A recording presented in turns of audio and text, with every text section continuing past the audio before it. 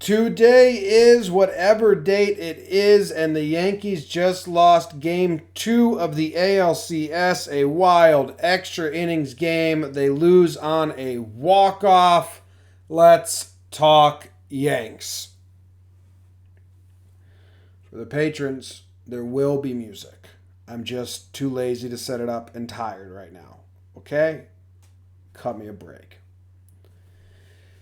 What's up, everybody? Welcome to Talking Yanks. My name is John Boy, and I have my co-host Jake with me from Denver, and I'm in New Jersey. And the Yankees just lost game 2. It is 1:21 in the morning. It was a wild, stressful game that ends on a walk-off home run. A little bit of a heartbreak.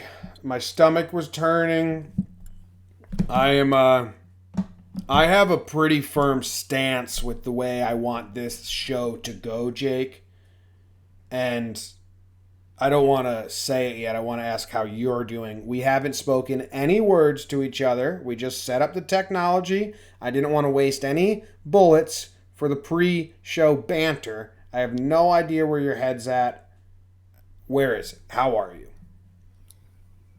James, hello. Well, hell of a game.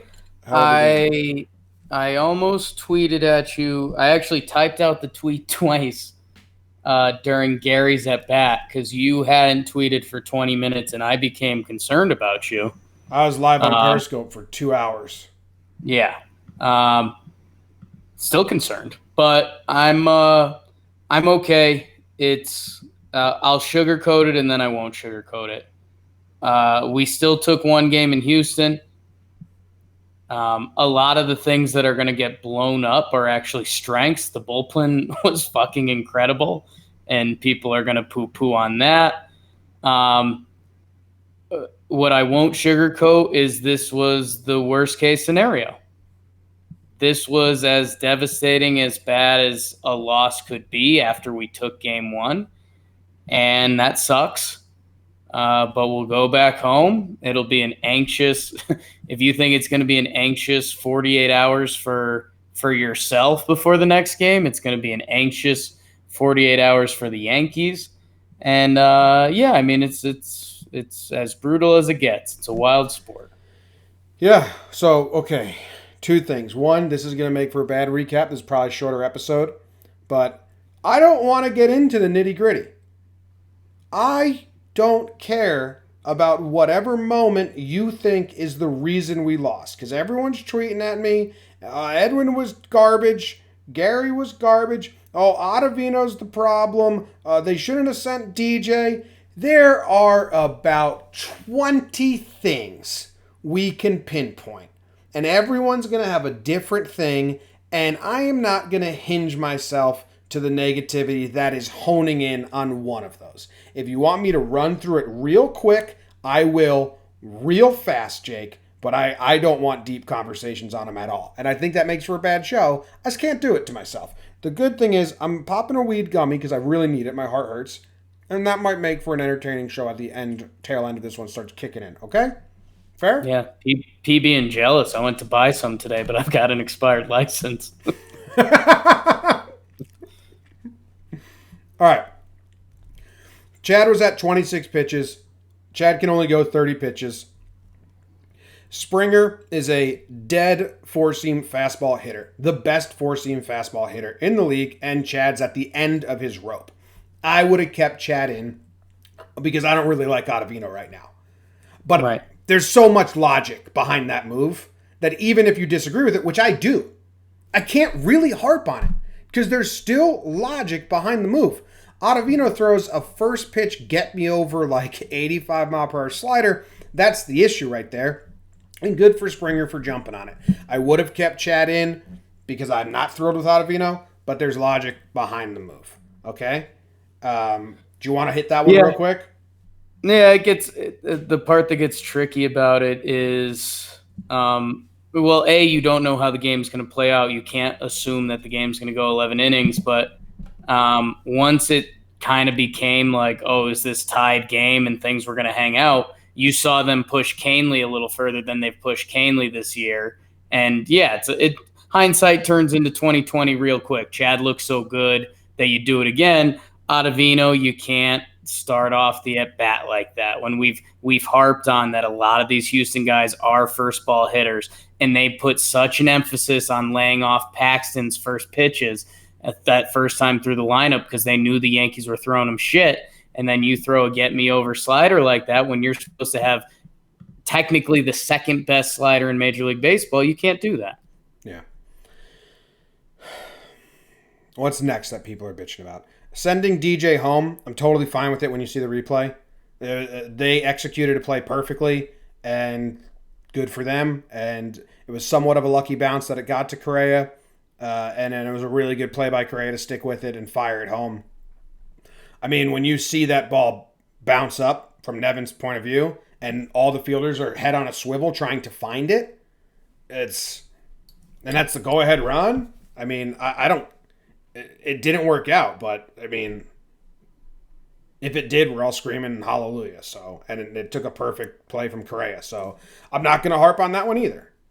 Two things that get lost on that. The runners were moving. If you normally see that and you see the ball get bobbled and you're like, okay, it kind of got a ways. Should the runners go? The runners were already moving. So it was kind of a no-brainer, and it was the only good Smoltz analysis he had during the game. You were betting against Correa doing two things perfectly. Barehanding the ball perfectly and then making a perfect throw. They had the stat cast after the game. I think it was 89 miles per hour, and it was perfectly placed. And people were talking about how DJ was out by a lot. It's because everything was perfect. If he bobbles that ball for a second, if he throws it high into the left, if he bounces it, DJ LeMahieu has a great chance to score. And how about this? In hindsight, and look at the at-bats, Gary would have been up next, who Gary's not locked in right now. That was our best chance to score, and we took it, and it didn't happen. Yeah, not going to harp on that. I saw someone complaining that, this is why you need pitchers to go more. You can't rely on bullpen. Fucker, if we scored 3 runs, we're gloating. Paxton didn't have it, but our pen's the weapon, and that gets 6 innings done. 3 runs, and we are gloating about how good our bullpen is and how we don't need starters to go distance. 3 runs. So, not going to give in to that nonsense. Paxton sucked, and I didn't like what I saw out of him at all. The results weren't terrible, only 1 run, but I mean, he only went 2 in the third or whatever. But they were on him. I don't know if they knew what he was throwing, if he was tipping, I don't know what was going on. I didn't like a thing I saw out of Paxton today. The first thing I liked was when he threw 95 and then 96 in the first at-bat. I was like, oh, cool, giddy up. And then I was like, wait, he looks nervous and kind of just that Paxton we've seen where he's not throwing downhill with conviction. So that's probably my biggest upsettingness, as well as Edwin, which we can get to after you talk about Paxton. Yeah, Paxton, Houston was all over him. It got to the point where it's like, oh, you can't let him see any of the good hitters again. And they went to Chad at the right moment because Bregman could have ended the game with 1 swing. This could have been an easy – if they left Paxton in for Bregman, this could have been an easy Houston 1 back to New York with our tails between our legs. Instead, it happened a little later. What are the final stats on our bullpen? 2 earned runs over 8 innings, 7.2. Yeah. Our bullpen had a better performance than Justin Verlander today. If the offense scores another run, where we are praising our bullpen, where our bullpen is going to get scrutinized, which is pretty insane. Yeah. I don't know, man. Edwin and Gary had terrible at bats. Gary was kind of locked in at the end there. There's a couple good at-bats against Verlander with bad results. Didi had one. Not a lot of hits. Verlander's really good, but I kind of liked what they were doing for a little bit. Edwin and Gary really pissed me off, and if anyone's following and watching me live on Periscope, I had 30,000 people come through. Jake, how fucking nuts is that? 2.5 at one point, so thank you to anyone who was watching me die on camera. Edwin, this is my biggest gripe. Edwin's been swinging his dick off. It's just so swing happy. He gets into a 2-0 count with runners on in ninth inning or extra innings, and he takes a fastball down the middle. Dude, that's what you've been praying for. Yeah. For 3 games now, maybe 4. And you take it, and then because he's pissed he took that, they throw the slider away, and he's swing happy again because he's upset with himself for not taking the 2-0, not swinging at the 2-0 fastball. Now he's 2-2, and then they blow it by him. It was against Ozuna in the 9th. That is my biggest gripe. Edwin, you're swinging at everything. But even that, if someone was to come back with me and be like, that didn't change the game. It's just one at bat. You're right. So whatever, And then Edwin has his best at bat in 3 games. He takes a walk in the top of the 11th when the Yankees get their rally going. So it's you just end up spinning. Gary, same thing. He ends up 0 for 5 with 3 Ks. His best at bat was in the 11th inning. There's the whole foul tip gate, which that was just ridiculous. It started with Houston fans pissed off. This is how we're going to lose the game. And then it ended up with Yankees fans being like, well, I don't know if they called that a strike 3, could Gary have gotten to first? Ball got away pretty far. But no, right now there's a couple holes in the Yankees lineups that are glaring, and it's Edwin and Gary. You maybe that last at bat gets Gary locked in. Edwin is going to be the talk of the next couple of days, I believe, because I don't know if Edwin's going to do that from the DH spot. Can't an injured Giancarlo do that from the DH spot? I don't know. Yeah, I don't know, man. Hicks pinch hit was wild. Yeah, I put good wood on it. Good for Hicksy. Anything else? Anyone in the chat right now, the patrons, if you have something you want us to discuss, throw it out there. We're only 14 minutes deep, but I'm kind of call at the stadium, an off day, gonna need that. Call at the stadium, gonna need some baseball Susan, gonna need some luck, gonna need Savvy to be dominant. Hey, if we score 3 runs, we take this game. They didn't have good at bats versus the bullpen, and it was almost like they didn't know what strategy to go with once Verlander got out. Yeah, Joe Smith was really frustrating. The sidewinder, he just mowed us down. 1.2 innings out of Joe Smith. Ozuna looked good. They pushed him. That Aldamides Diaz at bat took probably an inning off of Chapman, which is interesting in hindsight. Presley has nothing against us this series, and then James was the Gary at bat. So many things. I'll start. I'm just gonna rattle them off. CC Sabathia, when he battled back from 3-0, might have been my highest high of the night. If he had just walked someone on 4 pitches, I probably would have cried. When CC battled back, I like that a lot. I want to say something about Johnny Lasagna. Not good. Would you have gone Sessa? No, because I think here's what happened. We have the mile per hour stuff. Astros struggle against good fastballs. Not Altuve. I don't know if Johnny Lasagna was tipping his pitches, which has been the hot button issue of this series so far. They were spitting on his slider, like 10,000%. And I think when Johnny Lasagna came in that game, he was specifically told not to lose it to Altuve and Bregman. And that's what he did. The Altuve at bat, he fully lost the zone and there was no battling back, and that's fine. I think that was by design because Altuve crushes fast. He's the only guy that loves fastballs. And he gave him. They were completely spitting on his slider. They weren't even giving it a thought. So I don't know if he was tipping it or if they were just guessing and it worked out. Bregman, Loaizaga bounces back. He gets it to 3-2.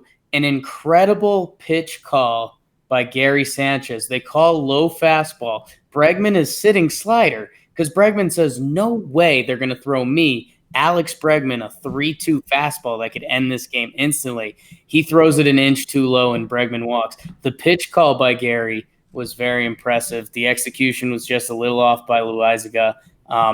I have a scary feeling we're going to see him in another important moment this series, and I hope he's just a little bit better. But yeah, I don't know. I mean, this episode is totally different if the Yankees slap in another run somehow and it didn't happen. I thought Chapman looked great, and I was in lockstep with the way they were calling every. I was on Periscope saying I'd do this pitch, I'd do this pitch, I'd do this pitch, and up until the last at bat, I was like, I only got two that were different. Where I was like, throw the slider here, throw the slider for a strike. I liked what Chapman looked like. Long whatever layover. I don't know. I'm losing it. 11 innings, Yankees only scored in one of them. How about that? Yeah, I mean, that's the problem. And there was so many innings that it wasn't even a threat. Yeah, they went down easy sometimes. And so if you're mad at Ottavino, like, it sucks. He pitched better the rest of the way, but the Yankees only scored 2 runs.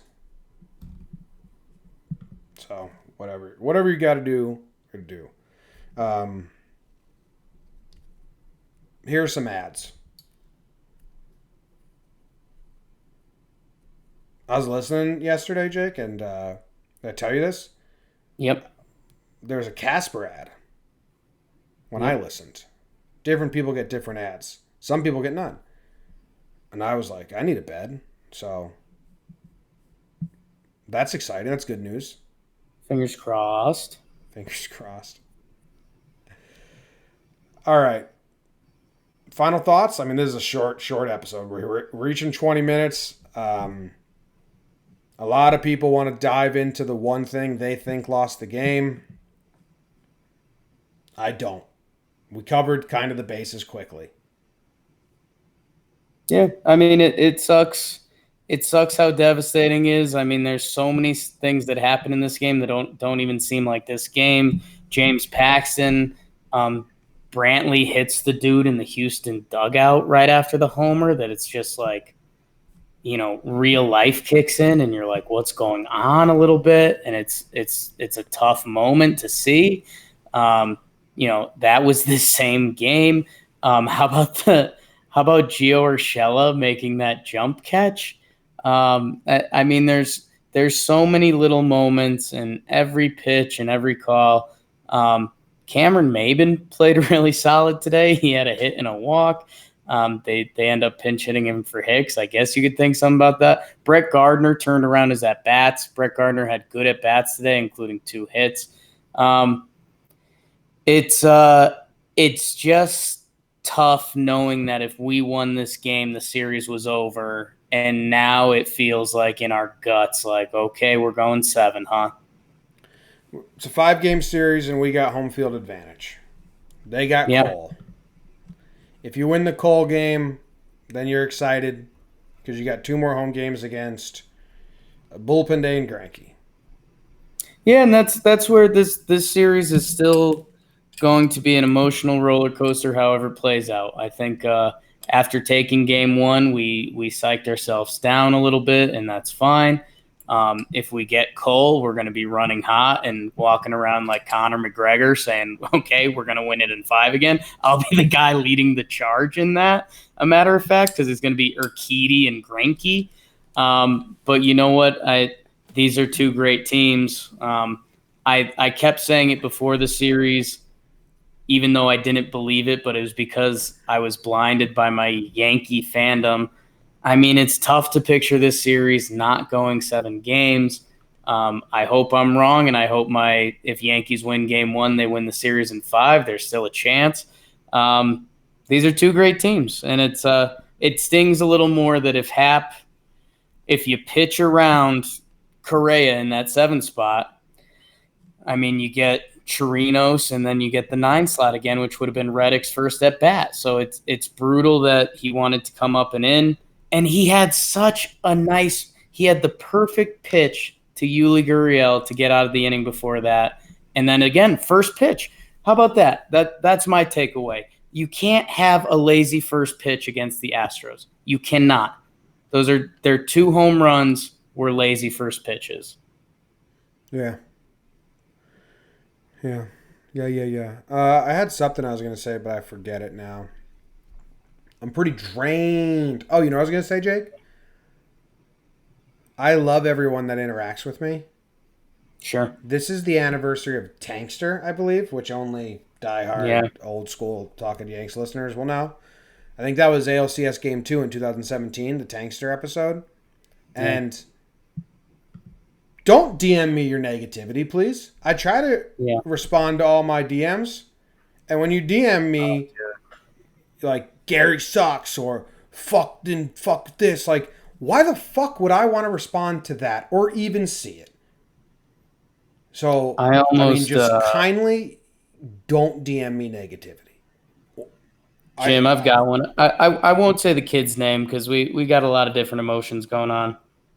But this is what he said verbatim, and I still don't even get it, but I almost ripped this kid's head off.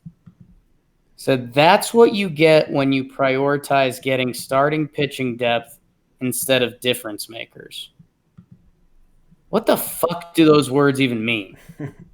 Are you talking about Houston or us? I have no idea what those words fucking mean, but we just lost the game, and you're tweeting stuff because you're confused, and I get it.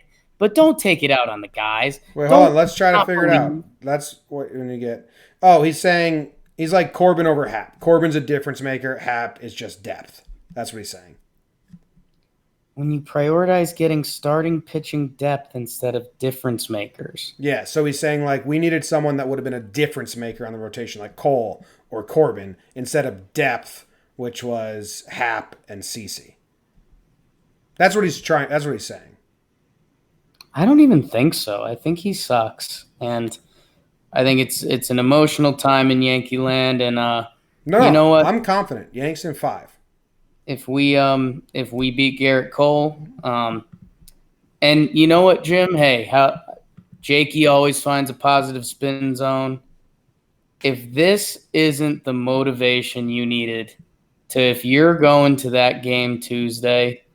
I don't care if it's at 4:00, but to make the Bronx Zoo a mess, what kind of, and I'm not saying this is easy, and I'm not saying a crowd can do it, but what a little card in the back pocket it would be if we could walk away from this season saying, yeah, Garrett Cole, he had that crazy special season. He got a $250 million contract.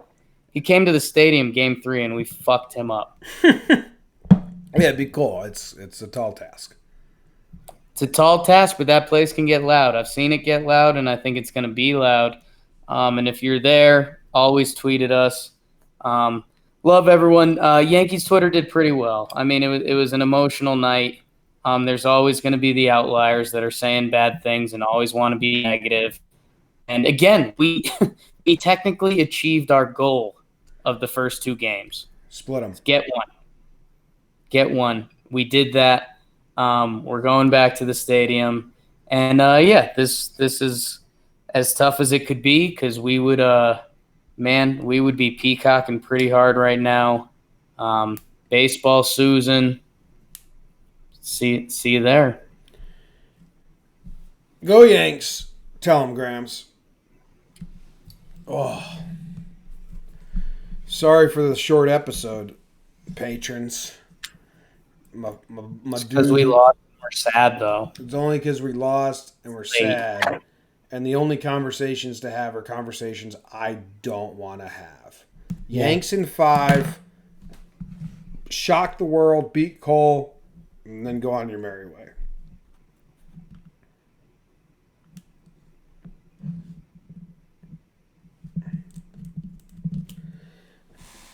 Oh, it's exhausting.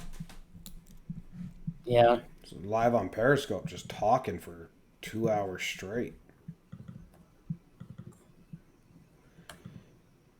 I'll be honest. Warren Young asked how the gummy is. I don't Yeah. feel it because my like headache exhaustion level is trumping it.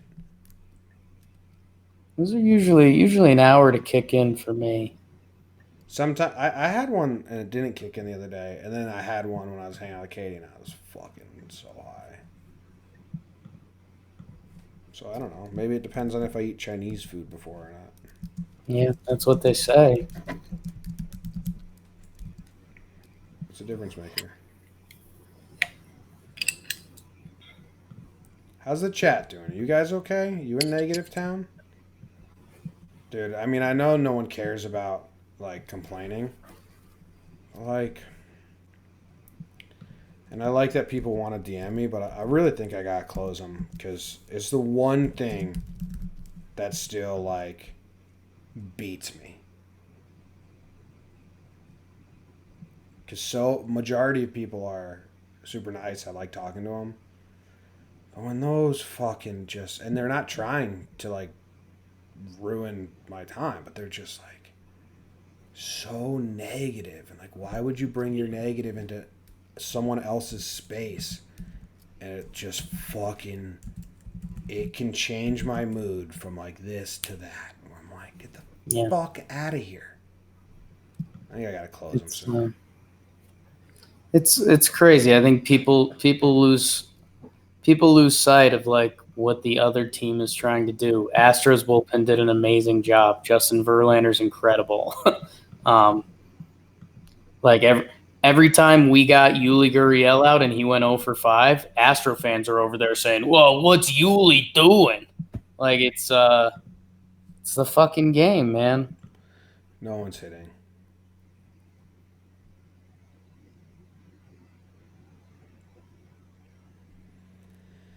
$4 start. It's odd. Do we have anything else to do tomorrow? TB. Yeah, talking baseball in the morning, probably a little later. Bill's coming over tomorrow to get to work. I don't know what time he's coming, but like, I'd love to take the off day and just fucking do nothing. Hey, Tim Melville reached out to me. Smellville. Yo, people that think trying to steal signs is cheating are so dumb. And a lot of Astros fans thought I was like accusing them of cheating because I said looks like Bregman might have Paxton's like a tell. Right. Right? Like, what do you? I guess it's just new to baseball or whatever. Like, that's like the name of the game is trying to figure out the pitcher. So Tim Melville, he watched the video I made about Gary and Tanaka communicating and stuff, and he sent me a picture of the cards that they have in their hat, and it's pretty cool. It's pretty confusing. And then he said like when you're on the bench, you have to watch like because their job is to one watch the opposing pitchers to see if you can pick out their tell, and the other job is to when your team is pitching, watch the first base coach because a lot of times he's got the signs and is giving them to the batter, and he's like it could be so simple as like every time they take a step forward, see if there's a pattern. Every time the first base coach takes a step back, see if there's a pattern. He's like, it is so rampant and so paranoia and crazy. It's pretty cool. He's like, I love it. I'm like, yeah, I love it too. It's like, Yeah. awesome. And like, you have Astros fans like, we're not cheating. It's like, I know you're not cheating. You're playing smart baseball, trying to figure out signs. People are dumb.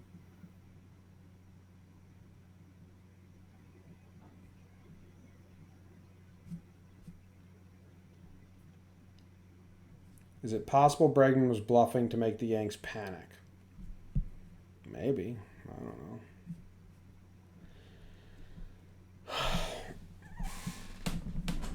All right.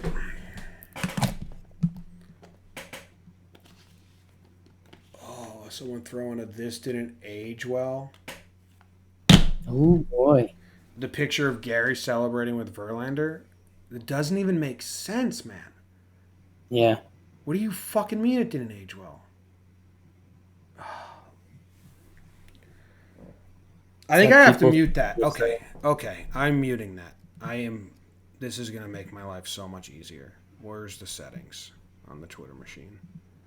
I am officially adding didn't age well to my mute list, Jake. Do you know how excited I am about this? Just do age well.